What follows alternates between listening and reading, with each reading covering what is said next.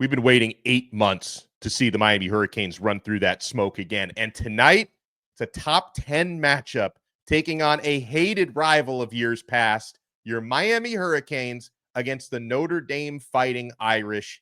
Here's how it's going to play out.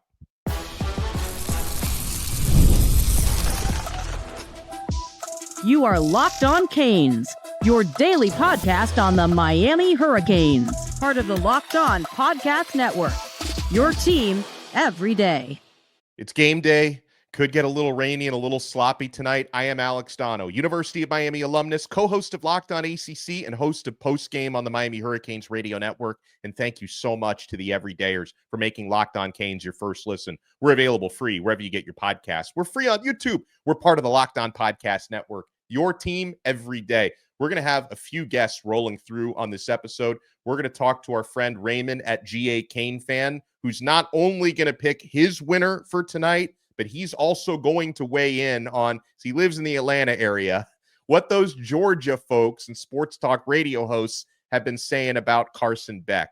We're going to give our game picks throughout this episode. We're going to talk about Miami's offensive line versus Notre Dame's D, some of the other important matchups, and the opportunity the Canes have, folks, based on some of the other results around the country yesterday. The storms, potential storms. Now, it seems like the percentages of thunderstorms are going down a little bit. I'm looking at 40% chance of thunderstorms around kickoff. I think that number was above 50% yesterday, earlier this week. So, I don't want bad conditions as we welcome in the truth teller, Bruce Warner, and our good pal Stevo, 365 Canes Info, who we need to bring Stevo on more often. This dude is a show favorite, as is Bruce. So, Bruce, first and foremost, let me start with you. If it is a little rainy and sloppy tonight, does that give Notre Dame an advantage, Miami advantage, or is it a wash?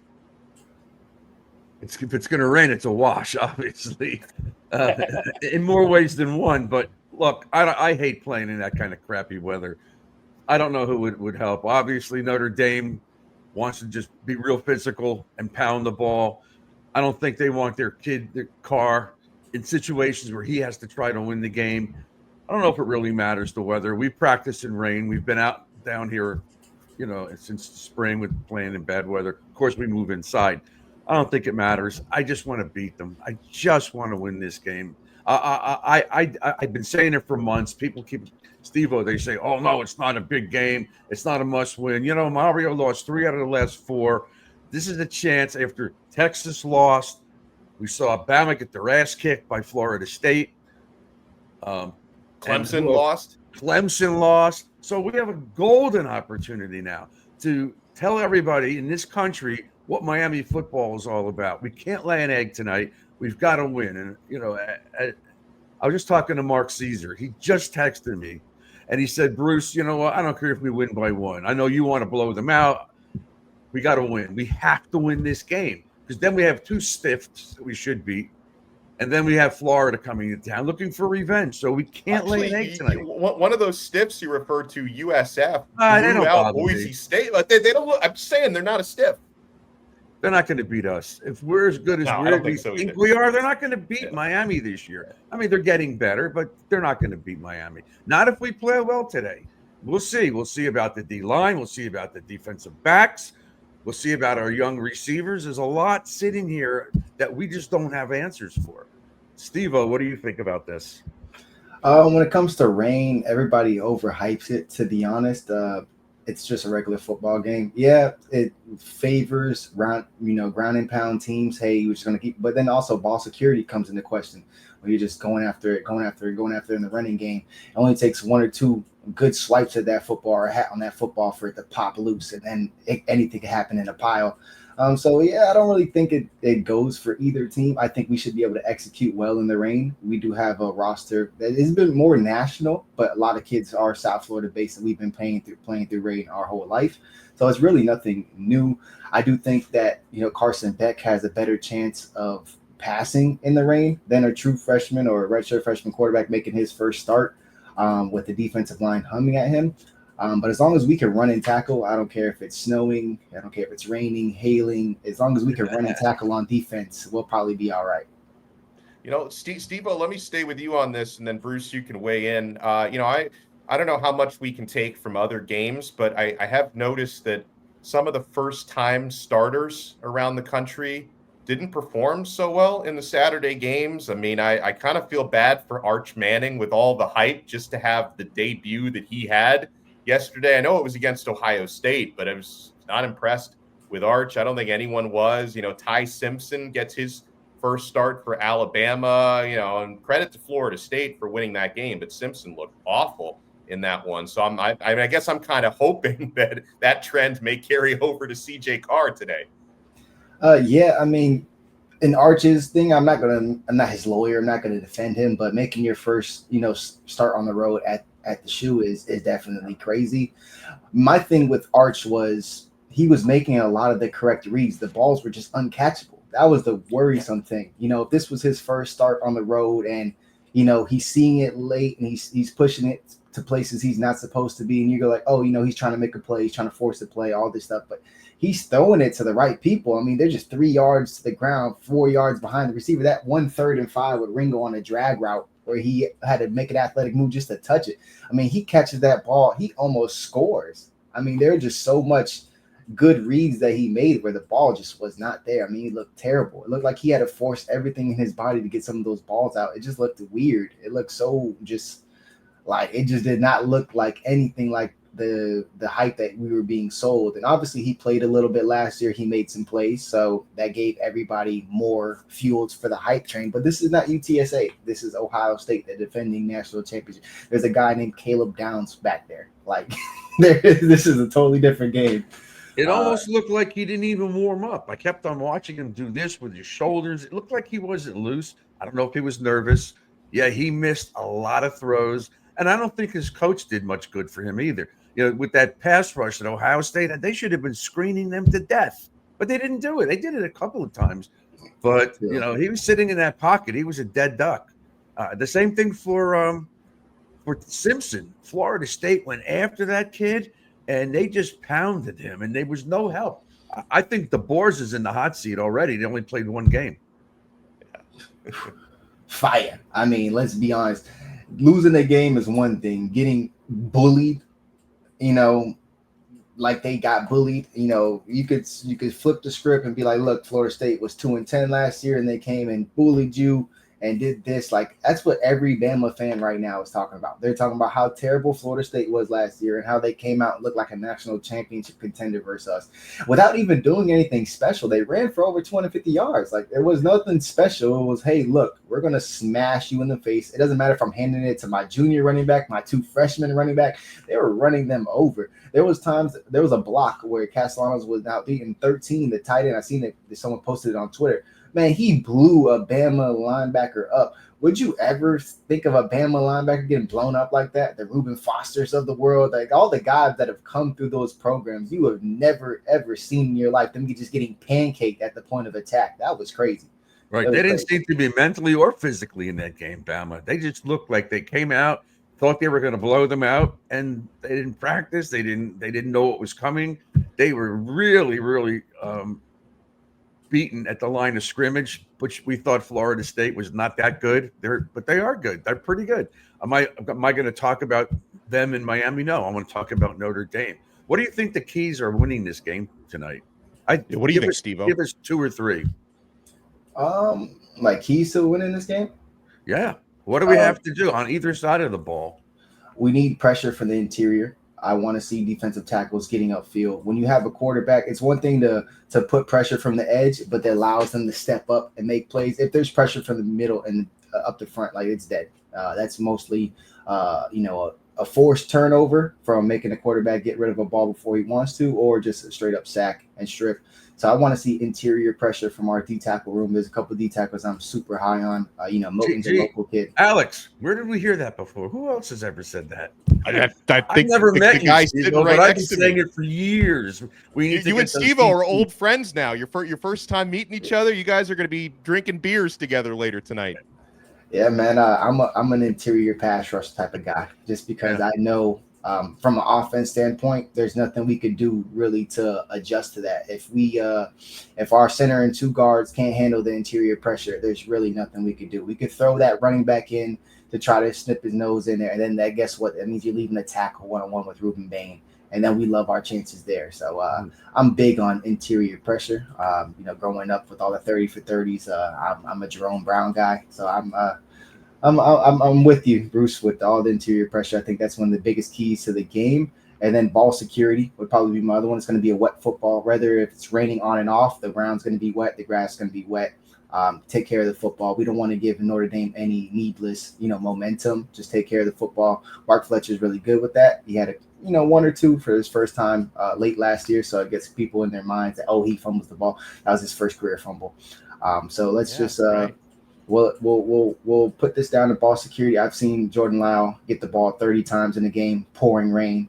So he's used to it, and he ran for like 200 and like 5 touchdowns. So he's used to these rain games. Just secure the ball security, interior pressure, and then Carson Beck just let the plays come to him. He doesn't have to go big play hunting. That's not really his game. He's able to take his shots when he sees it best, and I think those would be our solid 3 to win this game. What do you think, Bruce? Let me get your keys, and then after that, I'll get everybody's predictions. Well, the first key would be being facetious. The refs making ridiculous calls against us, because that's a common occurrence the last 8 or 10 years. It just never stops with the crap that they do. I watched yesterday's game. There was pass interferences in every game I watched. Guys were draped over people. They didn't call it. So, but that aside, and I think obviously his D-tackle stuff, we've got to get up the field. We've got to stop that running game, and we've got to force Carr to beat us single-handedly. So to me, down and distance, first down, they can't be 2nd and 3, 2nd and 2. We can't have that anymore. We've had it. We've had 2nd and 15. We've had them 3rd and 15 in the last couple of years, and they still converted. So every down bothers me. So our defense has got to be better all across the board. We've got to pressure this kid. We've got to dominate the line of scrimmage defensively. Offensively, everybody keeps saying we need to pound them. I don't know if we need to pound them. Look, if they're coming after Carson Beck, get ready for screens. I want to see Jordan Lyle out in the flat, getting the ball and have a linebacker try to cover him one-on-one. That would be fun. So I think Beck and our receivers are going to surprise people tonight. I don't think they're going to run the ball 50 times and throw it 20. I think if Beck sees what he wants to see, he'll change the play because he's allowed to. And I think that's critical too. Beck is smart. I don't know about this kid Carr. And I think maybe special teams, getting away from what we always say, special teams. We haven't seen our kicker kick. He was pretty bad at the end of the season last year for Texas. So that's critical. Can we block? And they've got a new kicker as well, Notre Dame. So those are can we block a punt tonight? Could we strip the ball and get the ball in decent field position? Last year it seemed like Cam had to go 75 yards every time we had the ball because we weren't taking the ball away. We did in the Gator game, but after that we were very, very mediocre on special teams and on the defensive side of the ball. So, yeah, I want to see the improvement of the areas that we improved in. And I want to see Lyle out there. And according to what I was told, that we're going to have 7 or 8 receivers involved in the rotation. And that includes the tight ends, all of them, all 3 of them. So there's going to be a lot of weapons. Notre Dame's probably not going to know what's going to happen because these receivers don't have much film on them at all. So I think we can do things that maybe Notre Dame doesn't think. Maybe they think we're going to just pound it. I don't think so. I don't think that they're going to go into a shell offensively. I just don't. Well, I want to get everybody's predictions when we come back. And folks, we're hours away from doing the damn thing. Finally, Miami hosting Notre Dame. You want to keep it locked right here. I'm Alex Donno. We got Bruce Warner. We got Stevo with us. We're only getting started on this brand new episode of Locked On Canes.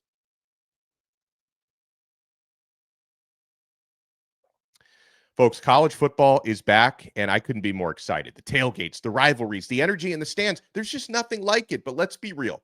Actually getting tickets can feel like more of a battle than the game itself. Endless queues, hidden fees, prices jumping at checkout. The prices are actually still going down on Game Time before Miami Notre Dame tonight, and that's why I use Game Time. The app gives that advantage back to the fans. It's the easiest way to score last-minute tickets at the best prices with no surprise fees. What you see is what you pay. Folks, honestly, it's faster, cheaper, and less stressful than any other way I've bought tickets. I love the panoramic views you get from your seat in the app right before you buy, so check it out. Take the guesswork out of buying college football tickets with Game Time. Download the Game Time app, create your account, and use code Locked On College for $20 off your first purchase. Terms apply. Again, that's promo code Locked On College for $20 off. Swipe, tap, ticket. Go download Game Time today. Thank you so much for making Locked On Canes your first listen. For your next listen, make sure you check out the Portal podcast with our pal Brian Smith, who has been talking about all the big games, and he talks NIL, transfer portal, recruiting as well. The Portal is available free wherever you get your pods and available free on YouTube. I thought you guys' keys were great. I mean, I think a big one for me is I really want to see Rueben, Bain, and Akheem Mesidor, especially like winning their individual matchups against the right and left tackles from Notre Dame, Anthonie Knapp at left tackle and Aamil Wagner at right tackle, because and of course, Miami has an edge rusher rotation. It's going to be deeper than just Bain and Mesidor, but those are our top two guys. I need to see them applying pressure. And, Bruce, I like what you were saying about the passing game. Obviously, Miami's going to need to run the football in this one, but I think if Carson Beck can hit a few big plays downfield and CJ Carr can't, I think that could be the difference in this one. I'm hoping and expecting Elijah Lofton to be someone who is going to be able to get open with all of his versatility and all of the mismatches he can create. So those are some of the extra things I look at. Bruce, I'll start with you. Because I hadn't been able to talk to you all week because you were on that cruise. You're back now. Yeah, that was amazing, though. Let me tell you, my Debbie, she does a tribute to the Carpenters, my wife. Everybody, Alan Parsons, Electric Light Orchestra, all these professionals, these tremendous. Some of them are in the Hall of Fame. They were raving about Debbie. Made me feel so proud of her. Cool. Anyway, so here's my thought, and this is something we haven't mentioned yet, but Alex and I did an entire show on this once, the pressure on Mario. To me, I'm very worried, and I've been saying it, and I think a lot of the fans have been saying it, maybe not out loud, not on the show, but they're worried about it because this is a big game. They lost 3 out of the 4. They blew a 21-0 lead this year, too. So, yeah, you could say the defense sucked, but still, you don't lose games like that. So there's a lot of pressure on him. They lose this game. That's 4 out of 5. Who have they beaten? What is his signature win? And then we have 2 games that we should win, and then the Gators come to town, and then we're going to Tallahassee. So this is, like I said it, and I'll continue. This is a must-win for him. This sets the tone for the entire season. After those teams lost yesterday, if we beat Notre Dame, we're right there solidly in the top 8, top 6 or 7, which is meaningless to a certain extent, but it gives us the emphasis that look at what we did in the offseason. And we changed, and we won, and we beat a team ranked ahead of us, a team favored at home. How many teams have we seen, you guys, be favored against us at home? Not that many. I mean, when we were crappy, yeah, but I think that's a key tonight is what the coaches' staff does and how prepared they really are to win this game and beat Notre Dame. But I still think Miami's going to win. I'm saying they're going to win. I was thinking high score. I don't think so anymore. I'm going to say Miami wins this game 31-27, 4 points. That would be over. I think it's 50.5 or 49.5. So that would hit. You're a gambler. I'm not. I did win money on it. I did win money playing blackjack. I was every night. Good for you. Yeah, I was hot. I was hot. Stevo, what do you think? What's your prediction for tonight? I do think that it's not going to be as high scoring of a game as I originally thought. That's because my initial thought is 45 points. I do think we have the ability to win one-on-one matchups versus their corners. So I do think when Beck does take his chances, we have some guys that can make those plays downfield. But my prediction, I'll lower it a little bit. I'm thinking 35-17. I think Notre Dame's able to get a touchdown or two, maybe one late. But really, I really, when it comes to Notre Dame, I think we all know that they're going to reload and be great in the trenches, but they've lost a lot from that national run last year. So they lost, guys to the NFL. They lost 2 guys to the portal, to the bag, and then they lost one of their guys in injury in camp. But you They hate to lost see Al somebody go down. Golden too. Yeah, they lost Al Golden. Like, Marcus Freeman's a great defensive coach. I'm pretty sure they're going to be sound technique. They're going to run. They're going to hit. They're going to tackle. They're going to wrap up. You're going to have to make them miss a tackle. They're not just going to go out there with their arm out and arm tackle. So definitely going to be well coached. But I do see us just rolling. To be honest, I don't respect their secondary as much as other people do. A lot of people inflate their cornerback. I forget his name now. Oh my God, I can't believe I just had a brain freeze. Christian Gray, maybe. Yeah, he has a lot of interceptions, but he's like Trevon Diggs. A lot of interceptions, but giving up so much yards. I mean, just because you get an interception every other game does not mean you're not getting toasted all 4 quarters long. I mean, it was ridiculous, his pass grades and some of the things you look at. It's just he's getting cooked in man coverage. There's a lot of double moves against him over the top. He gives up a lot of deep plays. And just thinking about him covering JoJo and he struggles with double moves, there's not a much smoother guys out there. So I think we're going to abuse him, and that's just the lightest way possible of saying it. Let me ask you this, you guys. So you got a first-time starter in Carr. You got a Miami defense that looks like on paper it's improved. They're going to be going after him. They're going to be gearing up to stop the run.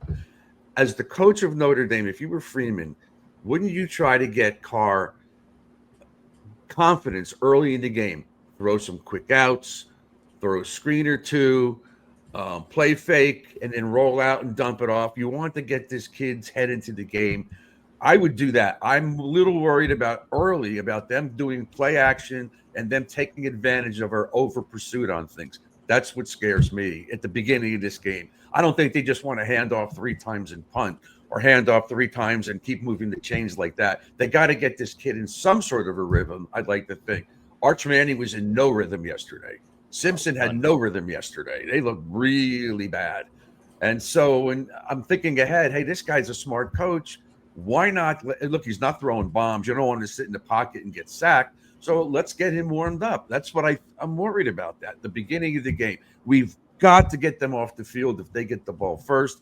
We need to score first. That crowd has to be in the game from beginning to end. Yeah, to that point, when you're talking about screens, easy throws, RPO with the quick out attached to it, things like that. I mean, if I was Marcus Freeman, my very first play is hard play action. I am going hard play action, and I'm giving him layered throws. Either, okay, we're going to try to take the top off. If Miami defense is back there, okay, we have intermediate, then we have our low route, and then we have our check down. If we don't hit that big time or intermediate thing, check it down or put it to the dirt. But my very first play, I'm going hard play action, because everybody within the mama would think they're running the ball in the first play. If you go hard play action, you sell that. It's the first play. Everybody's jittery. They want to go run and hit. If you want to catch somebody napping, I think that's what I would do. Obviously, you have things where you can get him easy throws, manufacture quick reads, just get the ball out of his hands, which of course they're going to do throughout the game. But if it was the first play and I'm Marcus Freeman, I'm saying, hey, this defensive backfield was terrible last year. They're probably the worst I've ever seen as a college football fan. Let me test them and make sure that it is what it is. What all these guys on podcasts and all these guys are saying. Let me see if they are what they are, and let me see if we can get some mental discipline, out of the way quick, and boom, hit him real quick over the top, and then have the layered throws just in case that deep ball isn't there. You don't have him just sitting there like, oh my God, the one read on this play is gone. What do I do? What do I do? Then you're going to make a quarterback make a mistake. So they probably have some layered throws to that, but that's what I would do. Play one. I'd hope we do that. You could have him on anytime, Alex. He agrees with me. I think a lot of our philosophies. Stevo does a really good job, and he's been on the show before, but it's been way too long. Make sure you follow Stevo at 365 Canes Football and at 365 Canes Info. Make sure Bruce is on. You're on Instagram somewhere. I think I followed you. Yeah, I'm on there, but I don't really get involved with that stuff. I mean, I do and I don't. And listen. Mostly, I talk to my. Alex knows I'm friendly with almost every former Cane player. Every guest we've ever had on the show in 3 years they're my friends. So, and I talk to them all the time. I'm just so excited about it. I just can't. I would listen. I don't know you, but Alex and I texted each other during every game last year. It was a lot of cursing. Oh. especially when we were down 35-10 I mean, against if people Cal. Oh, saw the chats that we had during like we'd the be Virginia banned. Tech game and the Cal game and the Syracuse game and the Georgia Tech game, I know we won 2 of those, but we had to sweat those 2 wins out. The other 2, not so much. Those chats were foul. I mean, Yeah, stuff that will never see the light of day. no. No. Well, we appreciate everybody. You know, I'm going to be chatting in a little bit with our pal Raymond, GA Kane fan, to get his perspective on what the people in Georgia have been saying about Carson Beck, who can prove them all wrong tonight. So make sure you follow Bruce. Make sure you follow Stevo. We'll talk with Raymond when we come back. You want to keep it locked right here. We're not done yet on this brand new episode of Locked On Canes. Guys, you've probably heard of Viagra or Cialis. Maybe you've even tried them. But if you're looking for something beyond the usual pill, it's time to meet Rugiet Ready. Rugiet Ready is a next-gen prescription treatment designed to amplify arousal in the brain and boost blood flow. Unlike the usual pills that can take hours, Rugiet's 3-in-1 formula dissolves under your tongue and kicks in fast, on average in 15 minutes. Effects can last up to 36 hours, so you can stay confident and in control when the moment is right. If traditional options haven't worked, Rugiet might be the answer. Over 150,000 men have already made the switch. You can even read real customer reviews on their site. It's helping a lot of people feel more confident and present in the moment. Head to rugiet.com/lockedoncollege and use code LOCKEDONCollege to get 15% off today. That's rugiet.com/lockedoncollege and use promo code LOCKEDONCollege for 15% off. Individual results may vary with prescription treatment. Compounded drugs are permitted to be prescribed under federal law but are not FDA approved, do not undergo FDA safety, effectiveness, or manufacturing review. Please visit the Rugiet website for full safety information. Thank you so much for making Locked On Canes your first listen. And remember, right after the game tonight, our guy Jim Greasehopper, is going to be hosting the immediate reaction post-cast after Miami hopefully beats the Notre Dame Fighting Irish. So make sure you tune into that. I'll have my full game recap coming up tomorrow morning. Probably not too early because late night for Donno tonight. So we'll sleep in a little bit. We'll have our full recap tomorrow. But for more pregame material, bring on a very good friend of ours. You know him as GA Kane fan. Raymond is with us. Now, Raymond, I do want to get to you on this a little bit later on the perception in Georgia of Carson Beck, but let's start with the matchups for tonight, Sunday night, Miami hosting Notre Dame. How do you see Miami's offense, especially in the trenches, matching up against a really good Notre Dame D? Yeah, this is going to be, I think, a very intriguing matchup right now. Not a lot of people have been talking about, been flipping around some of the Locked On Nation's podcasts and listening to different opinions, but not a lot of detail on the defense. This is a very good defense. I mean, you've got an All-American defensive back in Leonard Moore. Suppose he's going to be a top 5 draft pick. He's the number 2. He's the number 1 the cornerback in Phil Steele's preview magazine this year. You got Drake Brown, Bennick Award watch list, Bronco Nagurski trophy, watch list, Butkus Award watch list. The list goes on. Dunk. It's going to be very difficult. They have a very good defensive line. It's going to be a great challenge for the offensive line, which is probably one of the best. The question is going to be: is everyone say front line, offensive line, defensive line? But I'm looking at the linebackers, and I'm also looking at the defensive backs trying to basically rush in and go through and break through the offensive line and stop the run. Because bottom line is Miami's got to run this ball, and the key is the offensive line opening those holes. And I think that's an area where folks outside of South Florida are sleeping on Miami a little bit, just not knowing, how good Miami's running game can be, especially behind that offensive line. I mean, obviously everyone knows Damian Martinez, who had 1,000 yards last year, is off to the NFL, but Mark Fletcher has had 2 really good seasons under his belt, first and second year. Jordan Lyle was really a revelation last year as a true freshman, and he adds a different dynamic with his breakaway speed. And then you have Shamar Brown, who I think is probably a good mix of those 2 guys, also has some power at 220. Fletcher's at 225. Lyle told me he's up to 205 pounds. So these are Big Ten or SEC style running backs going up against a good defense. So that's a big key for me, Raymond. If Miami can establish a running game, can you start running downhill late in the game? And obviously having a lead would help, because you wouldn't have to be chucking it up and down the yard. But if you start seeing Notre Dame defenders make those business decisions late when you've got 225-pound Mark Fletcher or 220-pound Shamar Brown running at you, if Miami can wear them down. Yeah, that's going to be the key, is to basically, I think, establish a run game early and often, specifically with the weather. If it's going to be a lot of rain, it definitely going to affect the passing game. But Joe Robbie Stadium, I always call it Joe Robbie, he's got really great drainage, and it's a really good field, and it will hold tight. I was at a game several years ago at Syracuse playing Miami, and it just opened up and poured about 10 years ago. But that grass still held up. It still looked good. Miami could run the ball. So they've got to be often, and they got to keep grinding and driving it and put the pressure all on the running backs and the offensive line. That's important. And once they get that lead, hold on to that lead. Make no mistakes. I'm not expecting an arena football league like we had last year. Honestly, last year kind of got boring. It's like, it was arena football league. It's like, okay, defense can't stop anymore. So, okay, Ward, go score another touchdown. And it was back and forth and take the over.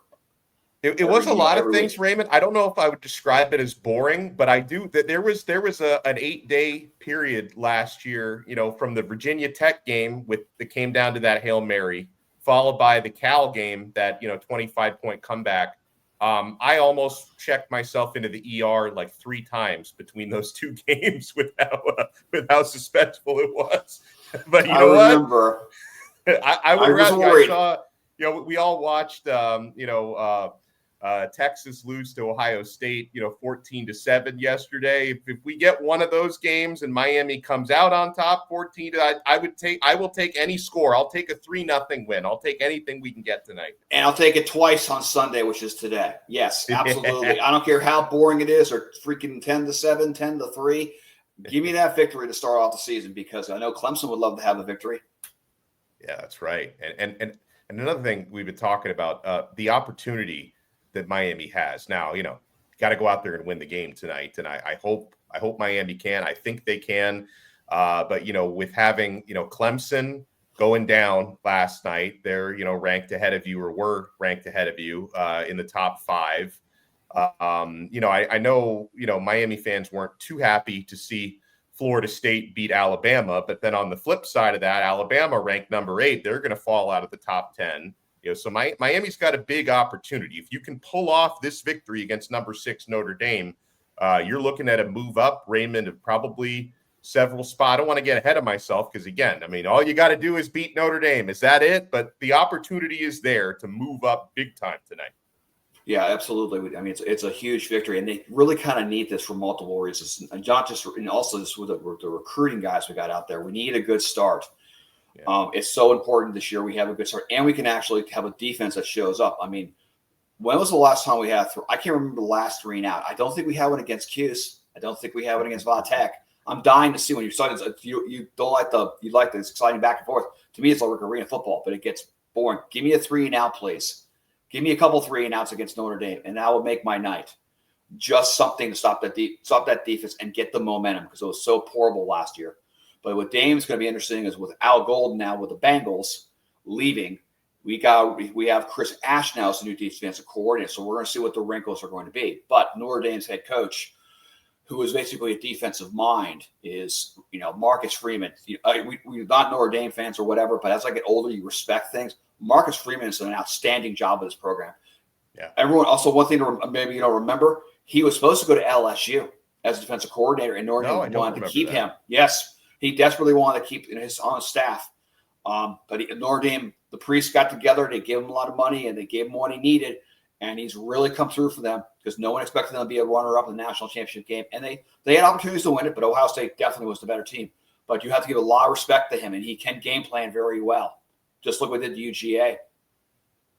Yeah, no doubt. Now, something I really wanted to pick your brain on, because you live in the Atlanta area and you listen to a lot of local sports talk radio up there. So I've referred to it a lot over the past several months here on Locked On Canes, and most of it I'm not listening to Atlanta sports talk. Occasionally, my guy John Michaels, I'll give him a shout. But usually, what I hear is what I see on social media. Like, these are what the Georgia fans are saying about Carson Beck. From where I sit, there's a lot of sour grapes Do you hear sour grapes on the Atlanta sports talk as well? What have they been saying about our guy since he left UGA? It's not just sour grapes. It's bashing. It's to the point of almost personal. I knew he was going to leave after he got hurt with the SC title game. I'm not going to say the radio stations because so I don't get sued for slander, because you do know John Michaels, and I have met him on occasion, but I'm not going to go there. But but John is not one of the guys talking trash. No, obviously. He's not. Of course not. He isn't. He's not. Yeah. He's been kind of neutral. But there's two stations in the radio in here. There's AM and there's an FM station. I'm not going to name them. But the AM station in the morning after the SC title game was more of like when Beck was hurt, the guy made a comment, the team cheered in the locker room. They were glad that he was out and the other quarterback was in. I'm like, he got you to the SC title game, and this is how you're going to treat him. Now, you may not like him, but to hear that was very disturbing. And basically the Georgia fans, which doesn't surprise me, just turned on him. He was horrible. He was this, he was that. But be careful what you ask for. They had a horrible offensive line last year. The wide receivers dropped God knows how many balls. They led the nation in drop balls. And one thing that Georgia are backing, I'll say backing, but the offensive coordinator has not been a friend of the UGA fan base. Bobo. And I don't think he's that good. And when they brought him back, there was a lot of people that I know that are Georgia fans and are level-headed people that were like, why are we bringing him back after winning 2 national championships? We can get anybody we want, and we're bringing this guy back who failed at Colorado State as well, too. And I think that was part of the issue, too, was he didn't like the scheme. It didn't work with him. Bobo's been known to be stubborn. I mean, I saw him his first with Mark Richt on a 3rd and 7, give it a fullback draw. So it's like, what are you doing? I think that would have been the biggest problem, but it's been personal. It's like, we don't need him. Oh, the team didn't like him. Well, that's fine. We're glad he's gone. Well, you know what? I think a lot of guys didn't like a lot of great quarterbacks. You could start all the way with Tom Brady and Dan Marino. You probably know more about that, Alex, than I do. That certain players did not like Dan Marino. But, he won. And he got the ball out there without release. And Beck's the same way. And he is focused. I don't care what they say. He got rid of the girlfriend. He got rid of the focus. You never hear a peep out of him. He hasn't been on TikTok in months, which I'm very happy about. He's smart. He's keeping a low profile. His focus is he wants to be the number 1 draft pick in the NFL. He knows he has an excellent opportunity with the University of Miami. He's got an excellent offense, and he's got probably one of the best offensive lines in the country. What's your prediction for the game tonight? God, I was afraid you were going to ask me that, because as a Hurricane fan, I want to win. I'm not going to give a score because of the weather, but I'll say there's an opportunity. I think mine will win by 2 or 3 points. I think they're going to, at the end, it's going to go down to the end. It's going to be a bloody, muddy, in your face, smash mouth, 70s Chuck Foreman, type game. It's going to Branko Harris type game. Where is this going to be? Run the hell out of the ball, which I'm looking forward to. And the key is going to be with Beck is getting those quick passes, because like I said, the weather's bad. It's going to hurt the passing game, but it's going to be a battle. It's not going to be easy. I expect it to be a great game. I don't see it as a blowout. And I know you had a lot of guests and respectful saying it's a blowout. I'm like, did you watch Notre Dame at all last year? Did you see how good that team was? I don't see Miami winning by 40. I don't see Miami winning by 30. I love it. I mean, nice. I like to be wrong, but it's going to be a battle. And I also think my concern is on both sides is the kicker. We don't know what we don't know. And that is something that does scare the crap out of me. Because I've seen a lot of games where we missed. My favorite one was Mark Richt's last year when they had a big recruit out of Texas, and he only hit like 3 or 4, 5 or 6 field goals. He got out there against LSU, the eventual national champion, and he missed all those field goals. So that's what really concerns me. You win and lose games with intangibles, and especially special teams. And that concerns me. But I don't know. We'll see what happens, but that's the key. No doubt. Well, I appreciate everyone tuning in. Again, I'll just reiterate my prediction: 23-20 Miami, but I'll take a blowout if we can do that, and I can kick my feet up during the 4th quarter the way that I did the last time Notre Dame came to town. I will take that. We'll talk to everybody after the game. If you see me at the stadium, feel free to say hi. I love meeting our listeners and our viewers out there.